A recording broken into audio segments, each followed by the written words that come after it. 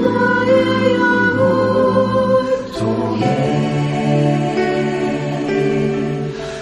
그냥만 받으시 하나님을 찬양 오 할렐루야.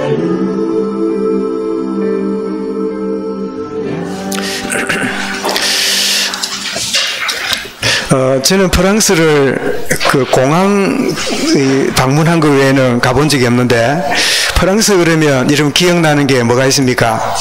뭐 파리 큰 에펠탑이 뭐라든지 있겠는데, 미술로는 이 모나리자 그림이 그 루브르 박물관에, 프랑스 루브르 박물관에 비치되어 있는 그런 이 그림인데, 이 그림이 기네스북에 보니까 40조의 가치가 있는 그런 이 고가의 그림이라 그래요. 그런데 원래는 이 그림이 아무도 관심을 두지 않는 그런 그 그림이었다 그래요. 그래서 그림 크기도 조그만하고 어디 뭐 이렇게 한쪽에 있는 그냥 미켈란젤로가 그린 그림이 프랑스 루브르 박물관에 걸린 정도로 있었는데, 한 100년 전에 1911년 8월 21일에 루브르 박물관 유리를 닦는 유리공이 이태리 사람이었는데, 모나리자 그림이 여러분 우리 아는 대로 이 그림을 그린 이 사람이 이태리 사람이잖아요. 그래서 이태리 그림이 왜 프랑스에 붙어 있냐 하고 그거를 훔쳐가지고 이태리로 가져갔어요. 가져갔는데 이제 떼내고 나니까 그 자리가 비었잖아요. 그때부터 이 자리에 모나리자 그림이 있었는데 도둑을 맞았다. 그래가지고 수많은 사람들이 이 모나리자 그림 붙여놓은 그 자리를 찾아와가지고 이렇게 와서 야, 그 그림이 여기 있었는데 없어졌단다. 그러다가 나중에 결국은 그 레오나르도 다빈치가 이태리 사람이지만 그래도 엄연히 주인은 이 프랑스 거니까 그 한 2년 만에 돌아왔어요. 돌아온 다음에 그 그림이 다시 붙었을 때 얼마나 수많은 사람들이 이 그림이 2년 동안 잊어버렸다가 돌아왔다고. 그러니까 지금은 아예 큰 전시관에 따로 모나리자 그림만 붙여놓고 수많은 사람들이 거기 와서 미어 터지는 그 자리가 모나리자 그림 그 전시관이 됐다 그래요. 우리가 하나님께 예배하고 찬양하고 그래서 통성기도 하고 이게 우리 교회가 하나님 앞에 일상이 되었던 우리였는데, 지금은 찬송도 부르면 안 되고 또 부르면 살살하고 통성기도 하면 큰일 나고, 여러분 잃어버려 보니까 일상으로 우리에게 주어진 게 얼마나 소중한가를 아는 그런 교훈이 바로 이 모나리자 그림 도난 사건 속에 있는 게 아닌가 여겨지는데, 점점 여러분이 코로나 문제가 해결이 되고 이제 백신이 이제 개발이 되어서 거의 이제 사람들에게 보급되기 시작하면 뭐 이것도 감기 앓듯이 이제 우리가 일상으로 돌아갈 때가 있겠습니다만은, 그러나 우리가 요한계시록 이 말세를 또 우리가 보게 되면 더 심각해서 정말 우리가 얼굴을 보기 힘들고 어디 다니기 힘들고, 이제는 경찰이 아니라 군인이 길거리 나와가지고 사람들을 다닐 때 허가받지 않은 사람은 다니지 못할 만큼 그렇게 통제를 해야 될 만큼 심각한 바이러스가 퍼지고 심각한 재앙이 온 대한민국에, 온 우주에 이렇게 번질지 모르는 그런 여러분 위기도 없지 않아 있습니다. 정말 어떤 가운데 있을지라도 지금 내게 주신 이 자리, 이 시간이 내게 너무나 소중한 시간이다. 이 사실을 알고 최고의 감사와 하나님 영광 돌리는 시간이 될 수 있길 바랍니다. 이런 모든 인간은 하나님 떠난 가운데 죄의 지배를 받고 사단의 종로로 하고 살고 있잖아요. 자, 그런 우리도 그 자리에 있었는데 이 그리스도의 구원의 은혜로 우리는 거기서 구원받은 축복으로 나와봤지요. 이제 죄와 사망의 법에서 생명과 성령의 법이 너를 해방하였다. 그래서 우리는 구원의 자리에 들어왔고 이제는 하나님의 자녀가 되는 권세 속으로 들어왔어요. 그런데 우리 장로님도 기도했지만 우리 속에 불신앙으로 살아왔을 때 썬뿌리가 이 불신앙의 사고방식이, 세속적인 기준이 구원받았는데도 우리 속에 자리 잡고 있는 것이 많아서, 그래서 참된 신앙이 뭐냐? 끊임없는 마음과 생각에 개혁이 일어나야 돼요. 여러분, 거의 반대로 생각하면 맞습니다. 거의 내가 생각하는 반대로 생각하면 거의 영적인 자리로 가는 게 거의 맞을 만큼 우리는 내 마음과 생각이 날마다 개혁되는, 회개하는 이런 걸 통하여 믿음이 이루어져 가요. 내 인생이 나의 작품이 아닙니다. 하나님의 작품임을 깨달아야 돼요. 우리는 잘못하면 그럽니다. 내가 복음 받고 내가 은혜 받고 나의 작품을 남겨야지. 그게 세속적인 생각이에요. 내가 은혜 받고 믿음 안에 들어가면 들어갈수록 내가 나의 작품을 만드는 게 아니라 하나님이 나를 작품으로 만들어 가신다. 나는 넘어지고 쓰러지고 되돌아보니까 부족함이 더 많은데, 그런데 하나님이 나를 합력하여 선을 이루는, 어떻게 해요? 작품으로 만들어 가시는. 여러분, 빌립보 2장 13절 기억하시죠? 너희 안에 행하시는 이는 하나님이시니 자기의 기쁘신 뜻을 위하여 너희에게 소원을 두고 행하게 하시나니. 자, 이쯤 되면 뭘 행해야 되는가 보다 싶지요? 1장 6절에 이렇게 말씀합니다.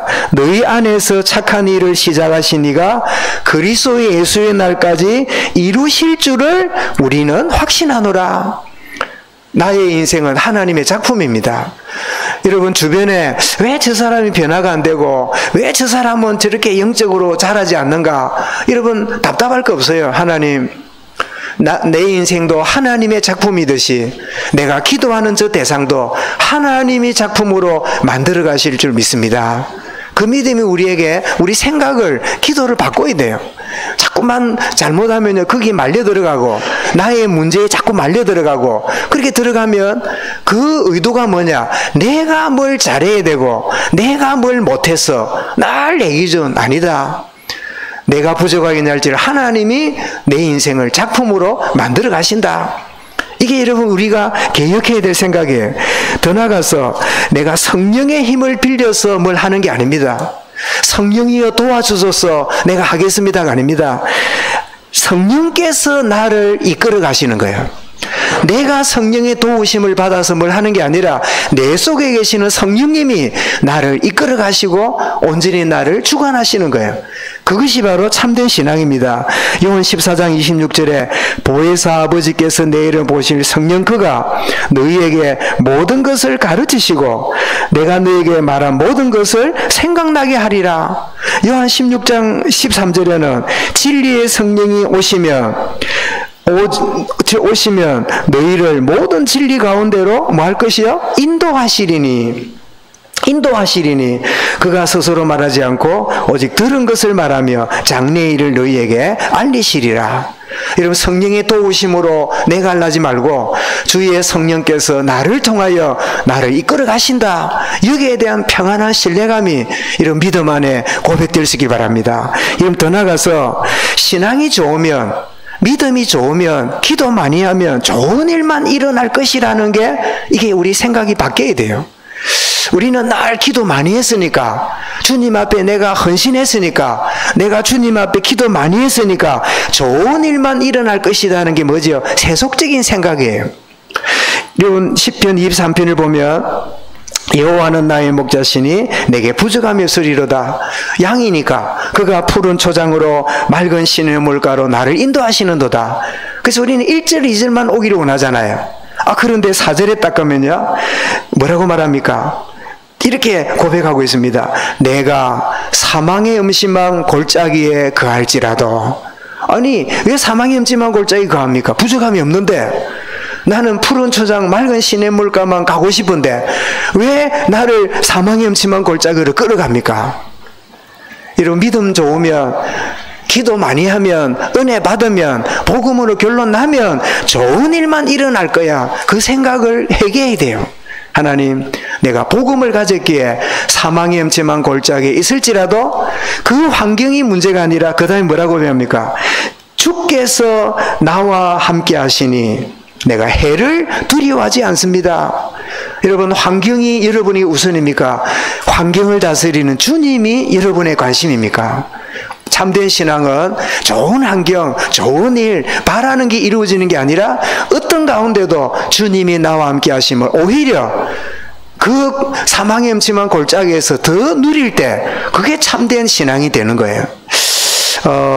여러분, 우리가 세속적인 신념에 얼마나 쏟고 살아온지 모릅니다. 이럴 때는 이래야 되고 저럴 때는 저래야 되고. 그런데 왜 안 돼? 하나님 왜 이럽니까? 어떻게 이럴 수 있습니까? 어떻게 저럴 수 있습니까? 왜 바라는 데는 안 되고? 이 모든 것들은 뭐지요? 세속적인 신념의 결과예요. 하나님은 이렇게 해야 돼요. 하나님은 저렇게 해줘야 돼요. 그게 내 계산대로 안 되니까 하나님 계신가? 하나님 나를 버렸나? 하나님이 내 기도에 응답을 왜 안 해? 늘 내 세속적인 기준과 생각에 묶여 있으면서 하나님을 내 쪽으로 끌어당기려고, 하나님을 내 수준으로 이렇게 오게 하려고 하는 그런 게요, 우리 깊은 구원 받았지만 이게 우리 속에 자리 잡고 있는 거예요. 이런 가끔 말씀드렸지요. 이 농부가 곡식을 심으면 열매를 많이 맺기를 원하잖아요. 그래서 두 사람이 기도하기를, 하나님 딱 때를 따라 비를 주시고 또 바람도 불게 하시고 또 거둘 때는 비 안 오게 해주시고, 딱 그러니까 하나님이 알겠다, 뭐 죽고 비, 뭐 죽고 햇빛, 뭐 죽고 뭐 바람, 그래가 하나님 이렇게 그 사람이 기도하는 대로 다 준 거예요. 그 한 사람은 주님 이 모든 것들을 신께 하시는 하나님이고 기르신다 하나님이고, 그리고 이 결과 이 추수가 되고 결과를 통하여 그 얻은 것으로 하나님 강을 돌리기 원합니다. 맡기고 농사를 지었어요. 그런데 농사를 다 짓고 결과를 보니까 뭐 이렇게 해주시고 저렇게 해주시고 자기 원하는 대로 들어준 그 보니까요, 농사가 엉망이라. 그냥 껍질은 튼튼한데 내용을 보니까 내용물이 없어. 그래 이제 그때 또 따집니다. 그런데 그냥 하나님께 맡긴 사람은요, 그냥 무난하게 농사를 지었어요. 그 사람은 구합니다. 하나님 내가 이렇게 구하고 저렇게 구하고 이렇게 하고 저렇게 하고 그렇게 했는데 결과가 왜 이랬습니까? 이러니까, 그래 봐라, 그래 니는 농사꾼이니까 농사를 최고 잘한다 생각하지. 예, 그렇지요. 어부보다, 저 건설하는 사람보다, 사무 보는 사람보다 나는 막 어릴 때부터 농사꾼인데요. 그래, 한번 물어보자. 농사꾼 네가 농사 짓는 게 낫겠나? 천지 만물을 창조한 내가 농사 지어주는 게 낫겠나? 그때 깨달았어요. 아, 그렇구나. 내가 막 원하는 대로 바라는 대로 이루어지면 응답인 줄 알았는데 알고 보니까 다 내 생각이라, 내 기준이라. 잘못된 결과와 원치 않는 일이 벌어질 때요, 왜 이런 일이 벌어졌습니까? 라고 할 게 아니라, 주여 나의 기준과 나의 털린 세속적인 신념을 회개합니다. 그게 참된 신앙으로 나아가는 개혁운동이 일어나야 되는 거예요. 왜 오늘 서론이 말씀 다릅니까? 오늘 주님 따라가는 제자들의 모습이 여전히 세속적인 신념에 묶여있는 모습을 보면서 이렇게 우리 서론을 나누게 되는데요. 오늘 본문은 예수님의 이 고난 예고와 이 예고를 들었던 제자들의 너무 엉뚱한 모습을 우리가 보게 되는데, 예수님은 드디어 세 번째 자신의 고난을 말씀합니다. 마태복음 16장에서도 말씀했고 17장에서도 두 번째 말씀하고 이번에는 세 번째 말씀하는데 끄덕끄덕 이야기를 하는데도 그 의미를 못 알아들었어요. 제자들은 받아들이지 못했어요. 자, 예루살렘으로 지금 쭉 올라가시는데 주님이 예루살렘 올라가시는 목적과 따라가는 제자들의 생각은 달랐어요. 저와 여러분은 주님을 따르는 제자들입니다. 주님이 가지신 생각과 따라가는 우리의 생각이 일치가 안 되면 따라가는 게 신날까요? 힘들까요? 재미없습니다. 원하는 것이 안 되겠지요. 정말 주님이 올라가시는 그 의미와 따라가는 제자들 다름. 그래서 오늘 말씀의 제목을 뭐라고요? 나는 무엇을 가지고, 어떤 생각을 가지고 주님을 따르고 있는가? 어떤 나의 기준과 나의 신념을 가지고 주님을 따라가고 있는가? 겉모양은 따라가고 있는데 그 속은 주님하고 안 맞는 것을 가지고 따라간다면 그것은 굉장히 힘들겠지요. 그래서 제일 먼저는 주님이 예루살렘으로 가시는 이유를 먼저 말씀하십니다. 다 종교 지도자에 의해서 잘못된 판결을 받게 될 거다. 불법 재판을 받습니다. 그리고 조롱과 채찍질, 그리고 십자가에 못 박이게 될 거다. 누가복음 18장 32절 33절에는 이 마태가 말하는 것보다 굉장히 구체적으로 희롱당하고 능욕당하고 침배침을 당하고 채찍질을 당하고 죽게 될 거다. 굉장히 누가가 의사잖아요. 굉장히 세밀하게 능욕, 희롱, 침뱉음 당할 것을 누가 18장에서 말씀했어요. 그런데 중요한 것은 뭐예요? 그러나 제3일에 살아나게 될 거다. 여러분, 사람이 자기 생각으로 이렇게 말을 들으면요, 자기 생각으로 말씀 들으면 들을 것만 듣고 어떤 건 안 들려요. 희한합니다. 똑같은 말씀을 듣고 있는데 나의 생각에 메인 사람은요, 어떤 말 외에는 잘 안 들려요. 또 거꾸로 어떤 사람이 이제 와서 이런 말도 하고 저런 말도 했는데 그 사람이 이야기할 때 긍정적인 말도 하고 좋은 이야기도 했는데 상처가 많은 사람은 위에서 하는 한마디가 좋은 말은 하나도 기억이 안 나고 뭐가 남아요? 안 좋은 그 말만 또 평생에 네가 나한테 그랬다면서 이게 상처로 남아가지고 그 사람과 관계가 무너지고 그런 경우들이 많아요. 흔히 왜 그러잖아요. 나는 우리 부모님과 이 관계에 상처가 많다고.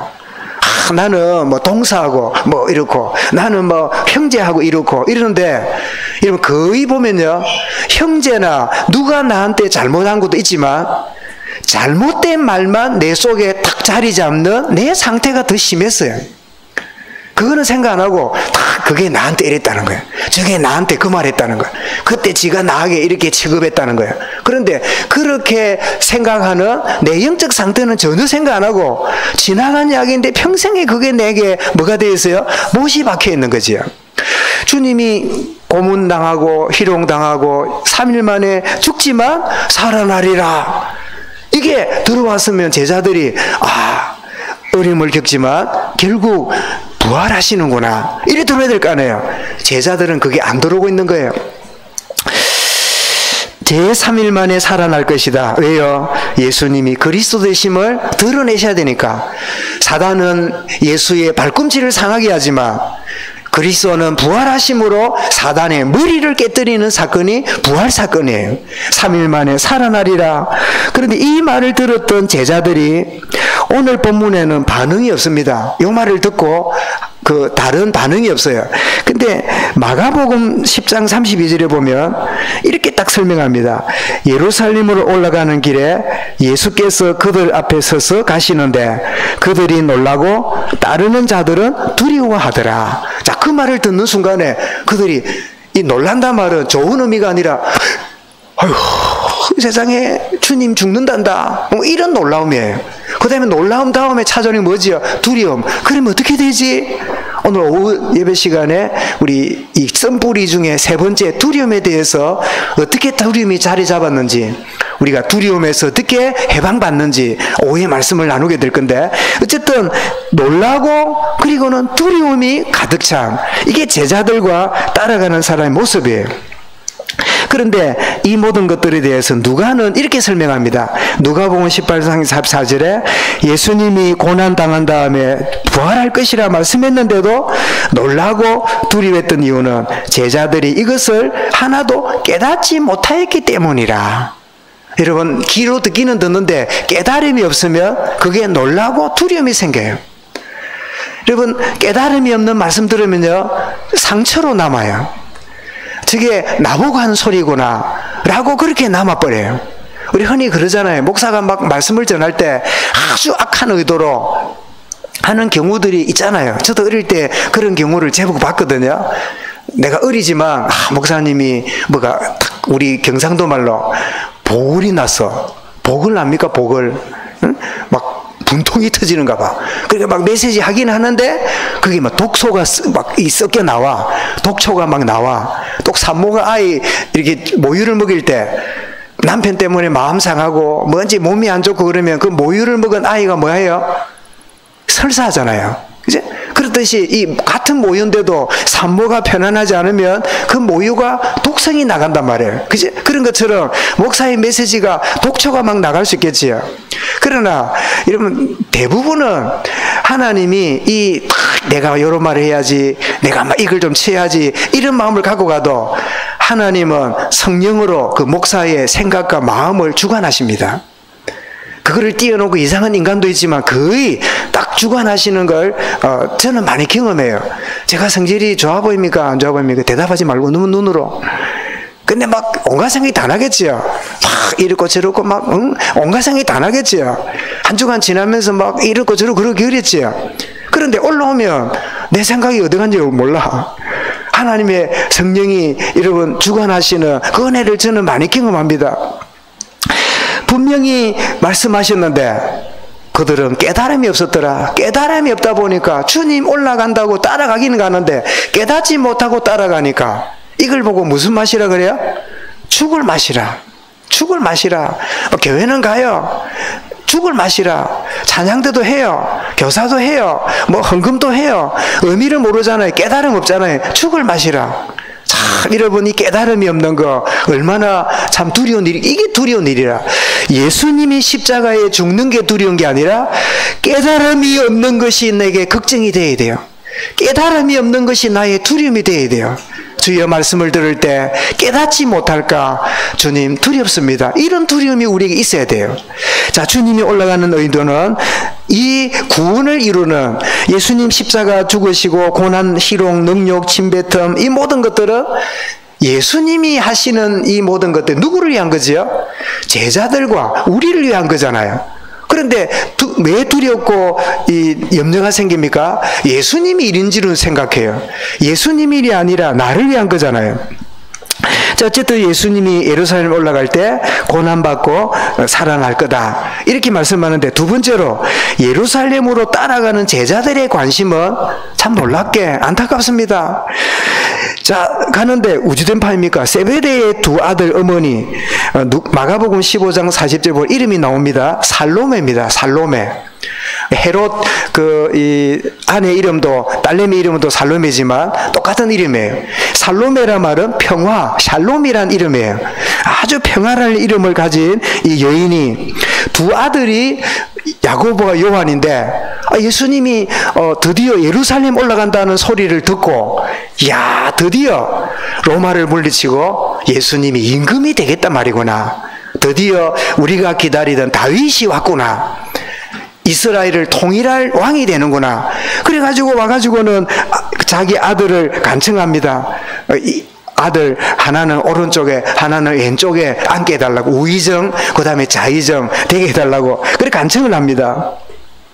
그 마가가 아니라 마태복음 4장 21절에 보니까 세베대의 아들 야고보 그랬는데, 이 세베대라는 사람은 어떤 사람이냐 보니까 야고보가 아버지 세베대와 함께 그물을 깁다가 주님께 부름받아 보니까 야고보와 요한이 어부였고 그 아버지 세베대도 아들과 함께 어부했던 분이구나 여겨지는데, 그런데 이 세베대라는 사람이 여호와가 주심이라는 이름을 가진 거 보니까, 자, 야고보 요한의 어머니 이름은 살로메고 샬롬 평안이고 아버지 이름은 세베대인데 여호와가 주신다 그런 뜻으로 이렇게 이름을 지었으니까 아주 믿음이 좋은 집안에서 준비되어 있다가 제자로 부름받았단 말이죠.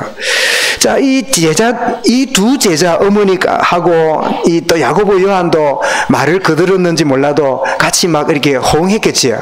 그때 주님이 그들에게 대답하고 질문합니다. 내가 마시려는 잔을 마실 수 있겠느냐? 내가 마시려는 잔을 마실 수 있겠느냐? 이렇게 이야기를 하는데, 그때 제자들이 뭐라 그럽니까? 예, 마실 수 있습니다. 마실 수 있대요. 자기들이 생각할 때 잔은 뭐라고요? 축배라고 생각했어요. 승리하는 자들이 마시는 축배라 생각했어요. 그런데 마가복음 10장 38절에 주님이 말하시는 잔은 십자가와 고난의 잔입니다.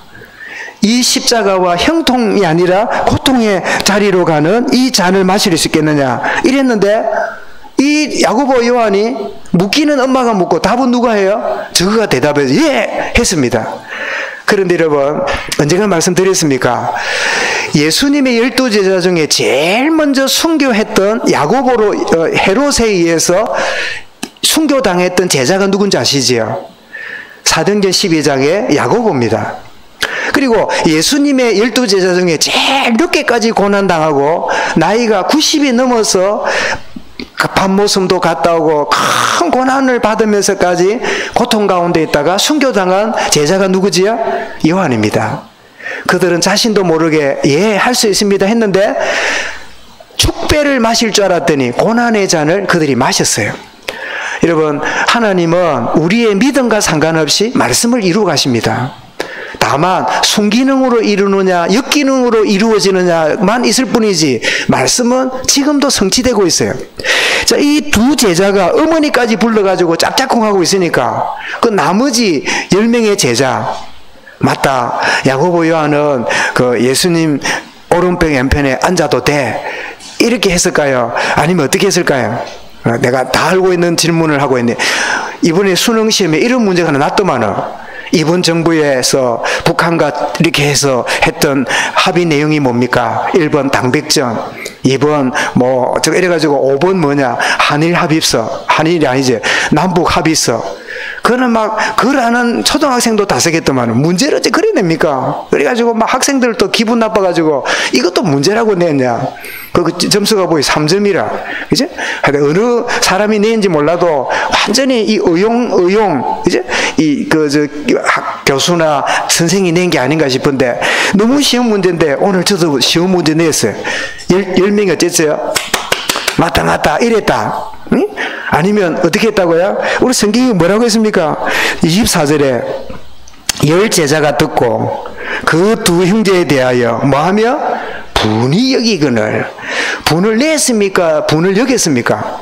이게 중요한 말이에요. 분을 내버리면 표하잖아요. 분이 여기거늘, 이 말은 안 하는데 부글부글 하는 거예요. 이거는 뭐죠? 두 제자가 예수님께 말하고 있는 내용이나 자기 생각하고 틀리단 말이에요? 같단 말이에요?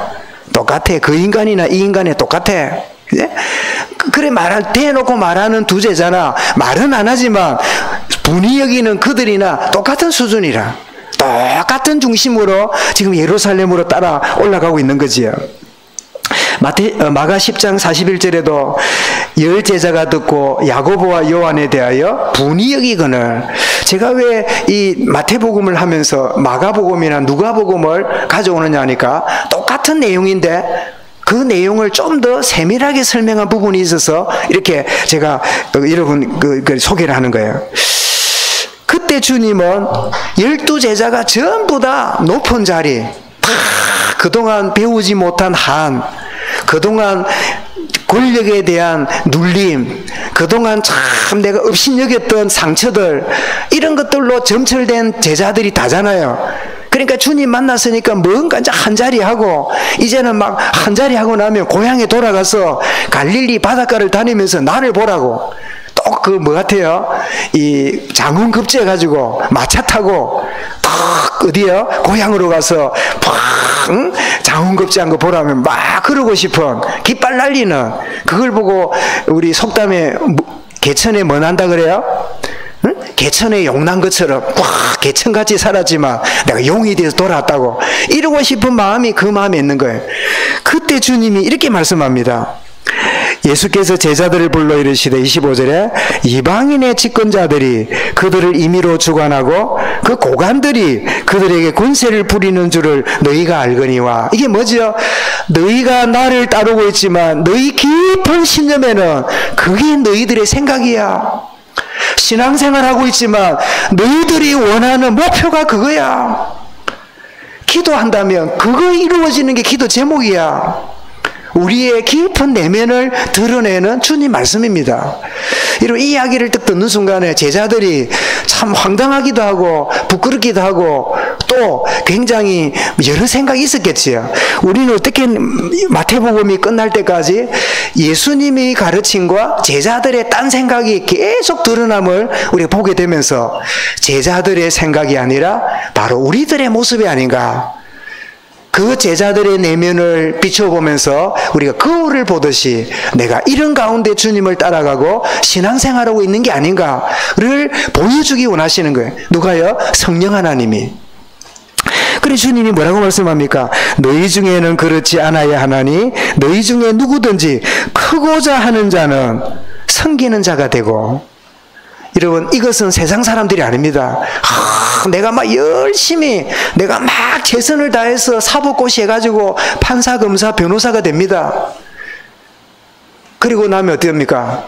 여러분, 이 검사가 되면 이제 검찰청에 이래 출근하잖아요. 가면 요즘 모르겠는데 막 나이가 새파란 20 후반이나 30대, 늦어도 40대의 검사가 되잖아요. 가면 검사가 아침에 탁 출근하면 이제 나라에 주는 차가 제법 좋은 차가 나오겠죠. 타고 탁 내리면 탁 수위가 나와서 문을 딱 열어주면서요, 90도 격리하면서 뭐라는지, 영감님 출근하십니까?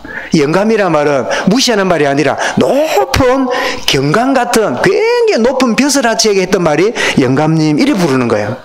나이가 막 60대 70대 수위가 나와가지고 막, 그러니 여러분 출근할 때부터 막 굉장한, 이거는 막 하늘이 막 그냥 자기 코 밑에 있는 것 같아. 굉장한 권세. 그래서 여러분 주어지는 부분들, 내가 막 별을 달았다, 내가 막 바라던 게 되었다 할 때야, 모두가 뭡니까? 모든 사람에게 존경받고 섬김받고 자랑거리가 되고 뭔가를 하고자 하는, 그게요 우리의 인간의 근본에 이렇게 있는 신념이에요. 이제는 내가 늘 나무 밑에 있다가 이제는 군림하게 되었구나. 내가 늘 밑에 이제 조소하다가 사수가 되었구나. 내가 늘 당했는데 이제 내가 높은 자리에 있구나. 물론 조금 성품이 좋은 사람 이래 말합니다. 이거 너무 그래 하지 마라. 나 이제 내가 워낙 쫄병 때 당했기 때문에 내가 이제 높은 자리 됐는데 너희들 내가 참 돌봐주고 이래 할 거다. 그래 말은 합니다. 그래 하는데 사람의 이 근본 자체가 높은 자리에 있으면 말이라도 똑같다 할 때, 어제까지만 해도 야야야 하다가 또 위치가 달라졌는데 야 이러면 뭐 야? 친구 간에도 다릅니다. 같은 자녀들 그렇지 않습니까? 군대에도 똑같이 나이인데 누가 빨리 진급하고 나서 개인적으로 있을 때 야 너 진급한 거 축하한다는 뭐 야? 네 금방 뭘 했는데? 친구 간에도요, 계급이 다르면 입장이 달라져 버려요. 그게 여러분 인간의 본성이라. 인정받고 군림하고 싶고 알아주고 싶고 무시당하면 막 그냥 자기 권력을 휘두르고 싶은, 이게 본성이에요. 근데 주님 뭐라고요? 세상 사람들은 그러지만 너희는 그렇지 않으니. 다시 보십시오. 26절에 너희 중에 누구든지 크고자 하는 자는 너희를 섬기는 자가 되고, 너희 중에 누구든 으뜸이 되고자 하는 자는 너희 중에 뭐가 되어야 하리라? 종이 되어야 하리니. 완전히 우리 생각과 마음을요 뒤바꾸는, 바뀌지 않으면 아멘이 안 돼요. 우리가 그냥 이성적으로는 아멘 되지만 깊은 데는 잘 안 돼요. 참 이 안타까운 사실 속에 들어가잖아요.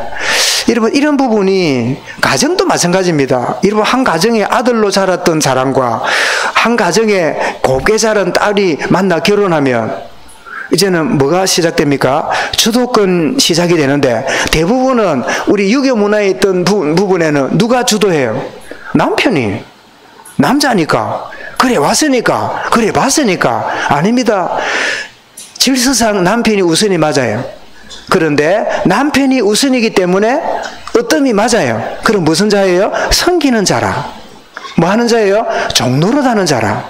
이제 여러분 저도 아내의 발을 시켜본 기억이 잘 없는 것 같은데 한 번씩 시켜주시기 바랍니다. 여보 나는 당신보다 순서상 앞이지만 이 앞선 나의 그 입장을 가지고 내가 종노릇 하고 싶어 하고 발을 한 번씩 시켜주면 안 좋겠나 싶어요. 남자들이 아멘 해야지. 홍자님 기도하더만 아멘 안 합니까? 아멘, 그죠? 예.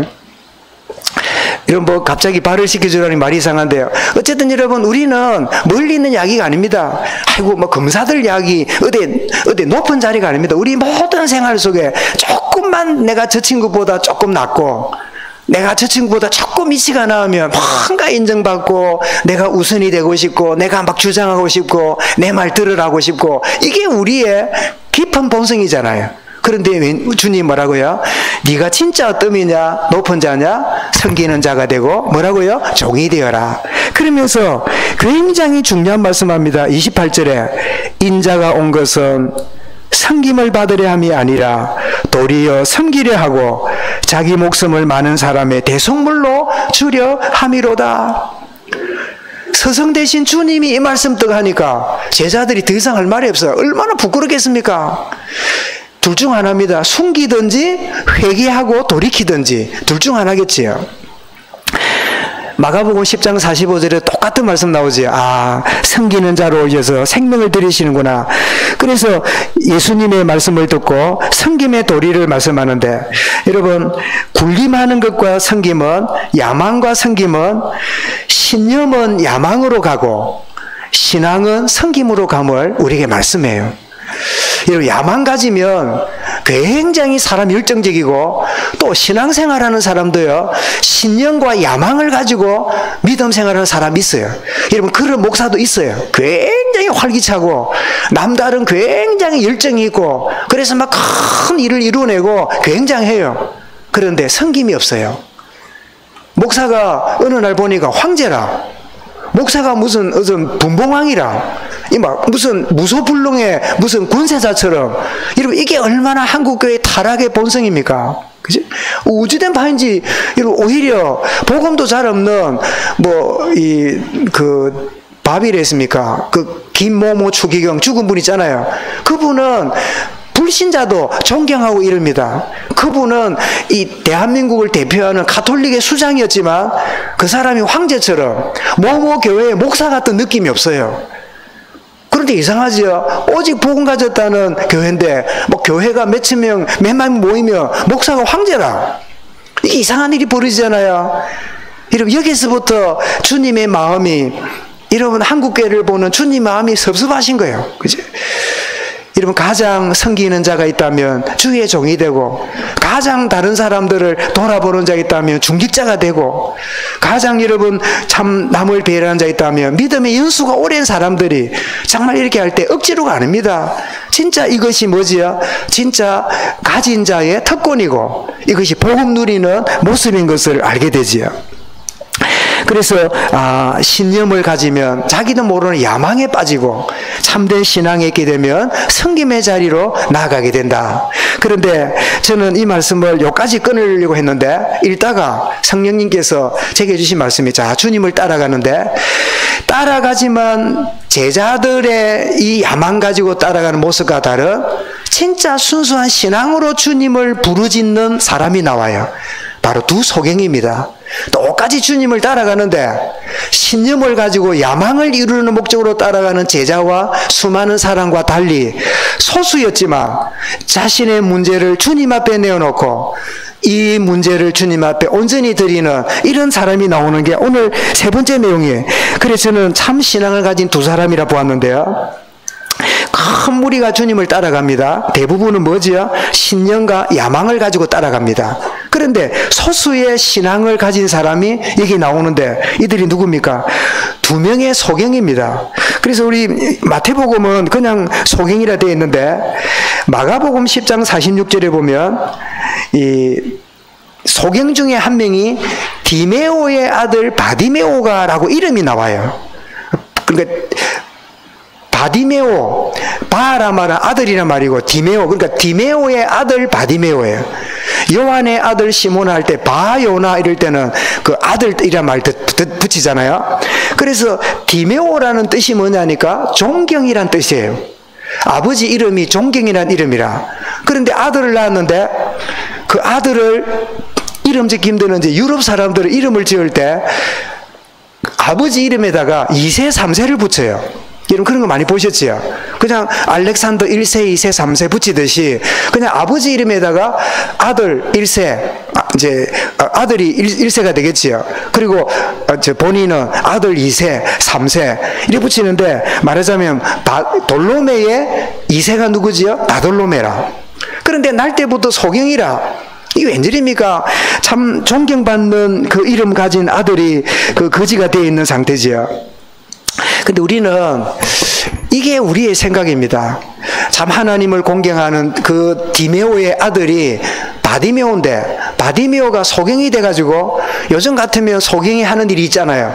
옛날에는 유일하게 있는 거는요, 집에서 풍정하면 먹이거나 안 되면 길에 나가서 동냥해야 돼요. 그러면 그 디메오가 살아있는지 몰라도 아들이 어느 길가에서 동냥을 하고 있다는 걸 알고 있을 때 그 아버지 마음이 어떻겠어요? 여러분 아들이 길에서 지금 석동 사거리에서 깡통 놔두고 자리 펴고 앉아있다는 게 여러분 현실이라면 여러분 이 시간 마음이 어떻겠어요? 기가 참 안타까움이겠지요. 그리고 하나님을 섬기는 사람이라면 하나님 우리 집안이 왜 이렇습니까? 하나님 어떻게 이럴 수가 있습니까? 이럴 수 있겠지요. 이게 바로 단편적인 생각이에요. 자, 이 디메오가 눈이 반짝거리고 성공한 사람 같았으면 제자처럼 야망 가진 인생이 될 뻔했는데 앞을 보지 못하는 이 비참함이 주의 이름 부르는데 뭐라고 부르죠? 다윗의 자손 예수여. 이런 마태복음 1장 1절에 뭐라고요? 다윗과 아브라함의 자손 예수 그리스도의 세계를 했지요.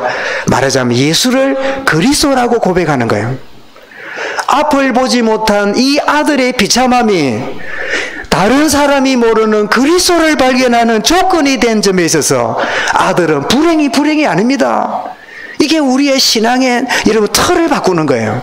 아이고 우리 아들 거지처럼 얻어먹고 산다. 되는 게 없어. 뭐 사람한테 존중도 안 받고 뭐 이렇게 아무도 시집 올 사람도 없어. 그러니 막 나는 죽어도 한을 가지고 죽을 것 같아. 그건 내 생각이에요. 앞을 보지 못한 그 아들 바디메오가 이것 때문에 다윗의 자손 예수여 불쌍히 여기소서. 오히려 한 번 사는 인생 주님을 더 발견하는, 주님을 더 구체적으로 하는 조건이 되었음으로 인하여 하나님께 영광 돌릴 수 있는 거예요. 혹시 여러분 중에 나는 왜 이렇지? 내 우리 가정 가문은 우리 자녀 뭐 여러 있습니까? 속지 마시기 바랍니다. 주님 그렇지 않는, 바라지 않는 조건이 더 영적인 눈을 빨리 뜨고 더 하나님을 가까이 가는 조건이 되는 이 비밀을 오늘 말씀을 통하여 깨닫게 해주옵소서. 그래서 이 바디메오가 주님 앞에 고백했더니 주님이 불쌍히 여기셨는데, 여기 불쌍히 여기사 이 말은 그 중심을 보시고 이 뜻입니다. 마태복음 9장 36절에도 똑같은 이 말씀이 나오지요. 그 중심을 보시는데 이 중심이 누구하고 달라요? 야망 가진 제자다라고 달라요. 아니 예수님을 3년 동안 따라다녔는데 그들의 내면이 끊임없이 야망과 심령과 이런 게 막 드러나잖아요. 막 누가 크냐 뭐 오른쪽 왼쪽 앉고 맨날 그러고 있으니까 주님이 참 안타까우신데, 그런데 부르짖는 이 볼품없는 두 소경이요, 다윗의 자손 예수여, 그 부르는 그리스도라는 고백 앞에 그래 주님이 불러서 이렇게 말씀하는데 옆에 사람들이 뭐라 그럽니까? 잠잠하라고. 왜냐니까 막 예수님 예루살렘 시끄럽다고, 어디 돈도 안 되는 게 막 소리 지르냐고 이런 소리겠지요. 근데 주님은 잠잠하라고 하는 그 사람보다 떠들고 있는 그 믿음을 주님 보신 거예요. 그 중심을 보신 거예요. 그러면서 어떻게 해요? 더욱 소리질러 이르되 주여 우리를 불쌍히 여기소서 다윗의 자손이여. 이랬더니 32절에 주님이 그들을 불러 이르되 너희가 무엇을 하여 주기 원하느냐. 아니 보면 모릅니까? 그죠? 보면 모릅니까? 근데 주님 묻습니다. 무엇 하여 주기 원하느냐? 뭐라고요? 그러니까 주여 눈뜨기를 원하나이다. 여러분 치유는 알아서 하겠지가 아닙니다. 주님 진정으로 치유되기 원합니다. 주님 내가 이게 문제인 것을 알았습니다. 주님께 맡깁니다. 그럴 때 역사가 일어나는 거예요. 우리가 믿음 좋은 거는 아무것도 안 하는 게 아니라 가장 구체적으로 주님 앞에 나의 주도권을 그분에게 맡기는 거예요. 핸들을 맡기는 거예요. 그럴 때 주님이 뭐라고요? 예수께서 불쌍히 여기사 그들의 눈을 만지시니 곧 보게 되어 그들이 예수를 떠나간지라. 이래 되어 있습니까? 예수를 따른지라 있습니까? 누가 떠나갈까요? 야망이 채워진 사람, 자기 원하는 신념이 채워지지 않는 사람, 두 종류 사람은 떠나가요. 이런 믿음 생활 하다가 원하는 대로 되니까 교회 안 가도 돼요. 또 어떤 사람은 원하는 대로 안 되는데 교회 말라고 가. 이래가지고 되기 때문에 안 오는 사람, 안 되기 때문에 떠나간 사람이 있는데 놀랍게도 어떻게 해요? 곧 보게 돼요. 그들이 예수를 따르니라. 나는 여기에 예수를 따르니라 이 말이 앞에 주님을 따라가지만 야망을 가지고 자기 신념 가지고 자기 군림하고 싶어 따라가는 제자와 무리와는 다르게 진심으로 주님을 따르는 모습을 이 짧은 단어에서 발견할 수 있잖아요. 여러분 무엇을 가지고 주님을 따르고 있습니까? 그들의 응답은 믿음의 결과입니다. 누가복음 18장을 이렇게 보면 이 장면을 이렇게 말합니다. 내게 무엇을 하여 주기 원하느냐? 가로되 주여 보기 원하나이다. 예수께서 여기에 나옵니다. 예수께서 저희에게 이르시되 보라 네 믿음이 너를 구원하였느니라 하게 되매 43절에 곧 보게 되어 여기는 마태는 그들이 예수를 따르니라 되어 있는데 누가복음 18장 43절에는요 하나님께 영광 돌리며 예수를 쫓으니 이렇게 되어 있어요. 좀 달라요. 하나님께 영광 돌리면서 주님을 따라갑니다. 자, 그런데 이걸로 이제 끝인데, 누가복음 43절 뒷부분에 보면, 자, 모두가 동기를 가지고, 모두가 야망을 가지고 예루살렘으로 가고 있는데, 예수님이 섬기는 자가 되어야 되는데, 이러니까 좀 뻘쭘하게 따라가고 있는데, 이 두 명이 막 막았는데도 주님 앞에 치유받고, 하나님 강 돌리며 주님을 따르는 이 모습을 보고, 이런 누가복음 18장 43 뒷부분에 뭐라고 했냐? 따라가던 백성이 다 이를 보고 하나님을 찬양하니라. 이 두 명의 중심 있는 믿음이요 사람들의 영적 시너지 효과를 드러내는 거예요. 사랑하는 여러분, 여러분 한 사람의 참된 신앙이 주변에 영적 영향을 주는 응답의 한 주간이 되기를 바랍니다. 한 사람만 깨어 있으면 주변에 하나님이 영적인 파장을 이렇게 가시는구나. 비록 볼품없는 두 소경이 늘 사람들에게 동정이나 받고 위로나 받아야 되는 그런 볼품없는 인생이었지만 그리스도를 만나고 인생의 답을 얻고 나니까 그 입에서 뭐가 나온다고요? 하나님께 영광 돌리며. 여러분, 이 표현은 그 입에서 하나님께 영광 돌리며 그리스도 만나기 전에는 그 입에서 하나님께 영광 돌리며 안 하고 뭐라고요? 그 입에서 많은 사람에게 구걸하며 그런 입이었을 거 아니에요. 늘 이것 달라 저것 달라 필요한 것을 구르짖었던 그런 입이었잖아요. 그런데 어떡해요? 하나님께 영광 돌리며 그 인생이 바뀌었어요. 그랬더니 그 주변 사람이 백성이 다 이를 보고 하나님을 찬양하니라.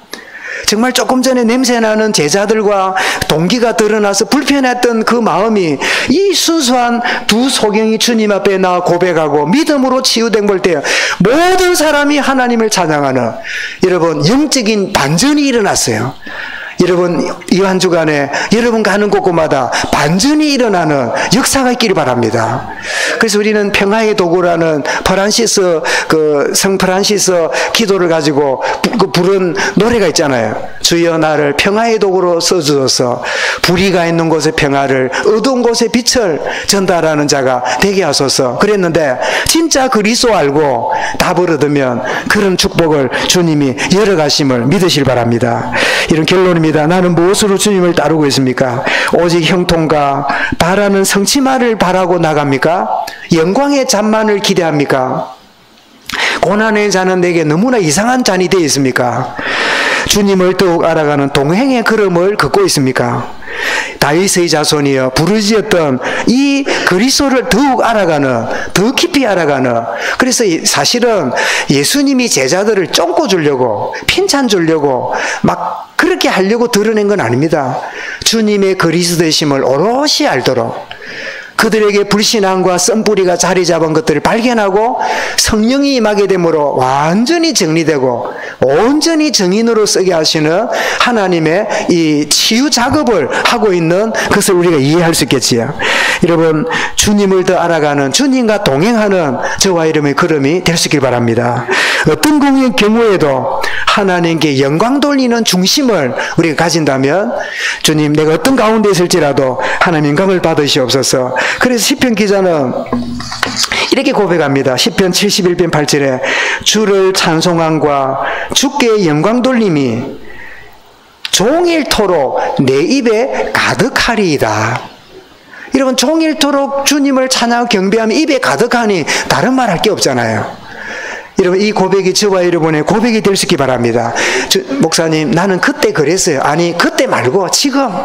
나도 한때는 그랬어요. 아니, 그래 말고 지금. 내가 어제까지 불신앙하고 아니 영광 돌릴 것은 지나갔으니까 지금 내 입에 주께 영광 돌리고 주님을 찬송함이 종일토록 내 입에 가득하리다. 그래서 그런 말 하지요. 이러고 왜 사람이 막 보글이 나가 말하면 뭐 문다 그럽니까? 와, 그 사람 말하는데 입에 뭐 물었다 그래요? 거품 물었다지요. 거품이 입에 가득해. 이런 정말 주를 찬양함과 찬송하며 우리 입이 가득해야 돼요. 이런 주의 은혜를 누리게 하옵소서. 욥도 32편 2장 21절에서 나는 결코 사람의 낯을 보지 아니하며 사람에게 영광을 돌리지 아니하리니 오직 하나님만 영광 받으시는 이 욥의 고백이잖아요. 그래서 고린도 10장 31절에 뭐랬습니까? 그런즉 너희가 먹든지 마시든지 무엇을 하든지 다 하나님 영광을 위하라. 제가 무엇을 하든지 이러니까 우리 교인들이 일주일 동안 어떻게 살다 오는지 저는 잘 모르잖아요. 부부싸움 하다 올 수도 있을 거고, 때로는 막 자녀와 갈등하다 올 수 있을 거고, 직장에 동료하고 막 이래가지고 때리 치워볼까 싶은 도 있을 거고 있는데 뭐라고요? 무엇을 하든지 부부싸움도 뭐예요? 하나님 영광을 위해서 하시기 바랍니다. 여보 그러면 안 돼. 그거는 불신앙이야. 이런 싸움은 할수록 좋아요. 그지? 저는 가끔 이렇게 제가 요즘은 그런 경험 잘 안 하는데 이야기를 하다 보면 좋은 이야기를 해도 목사간에나 이렇게 이야기를 해도 불편한 이렇게 대화가 주고받을 수 있잖아요. 그러면 주로 어쩝니까? 그냥 그래 각각 좋은 데로 생각하자고 이러는데 저는 문득 생각났어요. 여기도 성령님이 계시는데 자 우리 조금 전에 의견이 안 맞고 불편하지만 우리 같이 한번 기도하고 마칩시다. 그러면 기도하고 마칩시다 이러면요 다른 사람 억수로 어색해요. 무슨 소리 조금 전에 막 싸우고 그랬는데 무슨 기도하고. 근데 조금 지나니까 이해를 하는 것 같아. 맞다. 무엇을 하든지 다 하나님 영광을 위해 해라. 왜? 조금 전에 다투고 조금 전에 막 이렇게 한 것도 결국 하나님 영광 잘 돌리자 한 거잖아. 하나님이 기뻐하시는 일을 위해서 의견이 안 맞았을 뿐이지 우리 그렇게 이야기를 안 한 거잖아. 그러니 뭐예요? 무엇을 하든지 다 하나님 영광을 위해 하라. 말이 맞잖아요. 그죠? 에베소 1장 6절에 뭐랬습니까? 이는 그가 사랑하시는 자 안에서 우리에게 거저 주시는 바 그 은혜의 영광을 찬송하게 하려는 것이라. 정말 나의 중심이 참 성경과 그리스도의 복음으로 말미암아 나아감으로 내 입에 찬송이 가득한 축복 속에 주님 나는 무엇을 가지고 주님을 따르고 있는가. 이런 주님을 따른다 이러니까 교회에 오고 기도해 오는 그것만 따르는 게 아니라 모든 삶의 현장이 내가 주님을 따르는 삶입니다. 어떤 가운데 빚쟁이하고 싸우는 자리도 주님을 따르는 자리 속에 그 일이 있는 거예요. 어떤 가운데 있을지라도 내가 어떤 중심으로 주님을 따르고 있는가 여기에 답을 하고 승리하는 참된 축복의 응답이 있기를 주의 이름으로 축원합니다. 주님 감사합니다. 예루살렘으로 올라가는 주님의 마음과 제자들의 생각은 너무나 달랐지만 자신의 비참한 문제를 가지고 그리스도를 온전히 붙들고 나왔던 이 소경들은 진정으로 하나님을 찬양하며 경배하며 진정으로 주님을 따르는 이 믿음의 대열에 온전히 나아간 것처럼 우리도 무엇을 가지고 주님을 따라가고 있는지 확인하며 점검하며 새롭게 되는 축복을 누리는 우리 모든 성도들 하나님 자녀들 되게 하여 주옵소서. 주 예수 그리스도 이름으로 기도드리옵나이다. 아멘.